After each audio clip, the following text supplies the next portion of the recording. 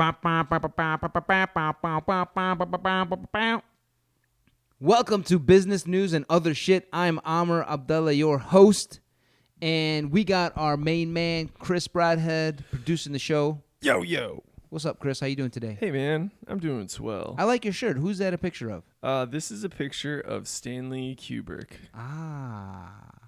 He made that amazing movie with Jack Nicholson. Yes. Race to Witch Mountain. Nothing but.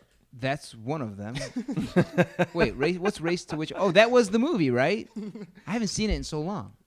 Race to Witch Mountain? No, Race to Witch Mountain. Is that one of the movies? No. Kubrick? That's Kubrick. not a Kubrick. I That's don't- The Rock and two children race to Witch Mountain. I didn't even know that. Wasn't it a remake, though? I think so. I don't Of know. like a really shitty 70s movie? Yeah, I just thought of a movie and thought it would be funny, but then he thought it was serious. Yeah, I totally thought you were. Because I'll tell you in a second. The voice you're hearing is of Skyler, the Skyler Higley. Yeah. What's up, Skyler? What up, man? How you doing? Skyler is a stand-up comedian here in Chicago, and for those of you who didn't know, a quantum physicist Whoa. that can teach you anything you want to know about the neutrino. Not anything. Okay. I read 3 Wikipedia articles, but I guess that makes me somewhat of an expert on Well, reading. you can totally bullshit your way into quantum physics. Sure. PhD, I think, is the bottom line. Yeah, I've read half of a book about it, and so I can bullshit very well. That's So good. People think I'm a science major when I talk about it.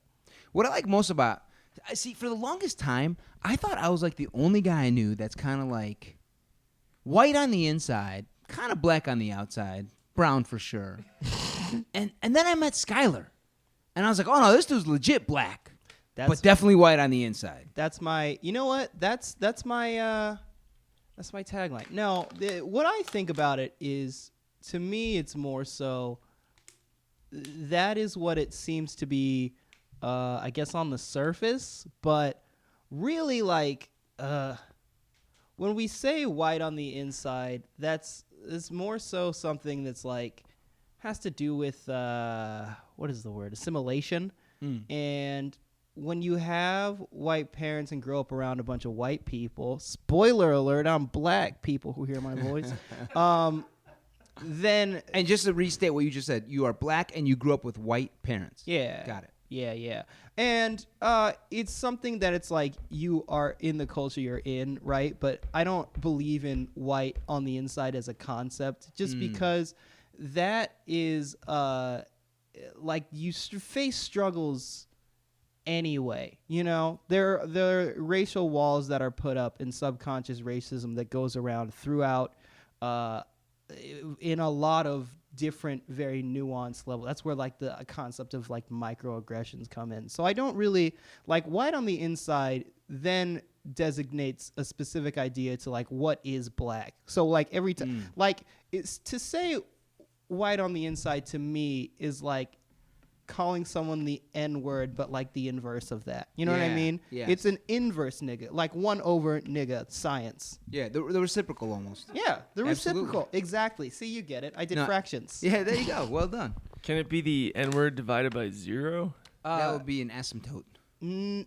Because you can't divide it by 0. Yeah. Nothing's divisible by 0. Yeah. Yeah. No, so that wouldn't make sense. So it would be a 1 over. But if it was Yeah. a divide by 0, I was trying to think of some racial joke that I could have done. N-word divided by 0 is Kanye. I don't know. That's something. Is that anything? That's definitely smack on. Listeners, tweet me. I don't. So I agree with you actually, because I've used that joke myself. Like I'm like brown on the outside, white on the inside. I'm like a Ice cream Twinkie, paint blah blah job, blah. Ice You cream know? paint job. Sorry. What's that? It just sounded like a lyric because it was like cream on the inside. Whatever. Right. So yeah, so I feel like that is how I've had the joke, and I actually dropped the joke because I was like, I don't like it, and I didn't actually articulate to myself why I don't like it, but I felt like it was almost like a self-imposed or self-inflicted microaggression, and so then I brought it out here, and I actually like the way you conceptualize it, saying I actually reject that as a concept. I didn't fully understand. I mean, I get the reciprocal thing. I think the crux of what you're saying basically, and we'll get to the business stuff, but the crux of what you're saying was like it almost like accentuates race in some way, and it makes like black a thing or white a thing.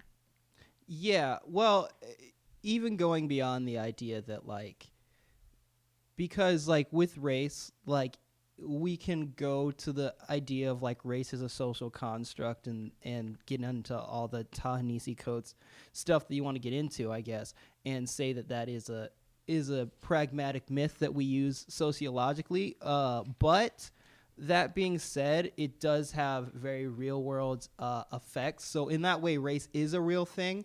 But it's I just don't like oversimplifications in any regard of saying like white on the inside, like that's race is all on the outside. That's like all it is, you know. And then there's like culture and like maybe stereotypes that people either are going to play into or against about race, but it's like you can't like since everything is on the outside, everybody is the same on the inside, which is something that people used to be like, oh, racism isn't real, I don't see color. I mean, and that's coming from a good place, but then that's where we get into the problem of